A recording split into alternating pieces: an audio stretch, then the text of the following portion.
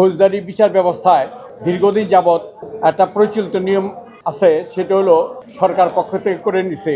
সেটা হলো যে ফৌজদারি কার্যবিধির 164 ধারা অনুযায়ী কোনো জবানবন্দি বা স্বীকারোক্তি এবং নারী নির্যাতন আইনের 22 ধারা মোতাবেক কোনো জবানবন্দি যা ম্যাজিস্ট্রেট রেকর্ড করেন, সেই রেকর্ডকৃত জবানবন্দি চার্জশিট না দাখিল না হওয়া পর্যন্ত এর সার্টিফাইড কপি পাওয়া যায় না।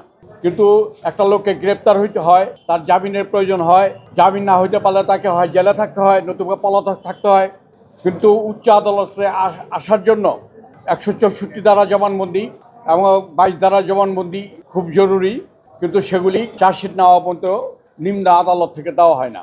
আমরা আইন কানুন দেখাইছি যে ফৌজদারি কার্যবিধির 448 ধারা এবং সাক্ষ্য আইনের 74 ধারা এবং 76 ধারা সহ সংবিধানের অনুচ্ছেদ 33 এবং ইউনিভার্সাল ফান্ডামেন্টাল রাইটস 1948-এর যে বিধানগুলি আছে, সেই বিধান অনুযায়ী এই যে সার্টিফাইড কপি না দেওয়া, এটা অসাংবিধানিক এবং আইন মৌলিক অধিকারের পরিপন্থী। এটাকে চ্যালেঞ্জ করে আমরা রিট দায়ের করছি। রিটটা শুনানি হয়েছে জনাব বিচারপতি ফয়েজ আহমেদ এবং বিচারপতি মোহাম্মদ মঞ্জুর আলম সমন্বয়ে গঠিত বেঞ্চ শুনানির পর attorney general of Bangladesh, inspector general police, আইন ও বিচার বিভাগ মন্ত্রণালয়ের সচিব, বাংলাদেশ বার কাউন্সিল এদের প্রতি 2 সপ্তাহের মধ্যে জবাব দেওয়ার জন্য, কেন এইসব কার্যক্রম অবৈধ ঘোষণা হবে না, এই জবাব দেওয়ার জন্য 2 সপ্তাহের জন্য রুল লাইসেন্স জারি করেছেন।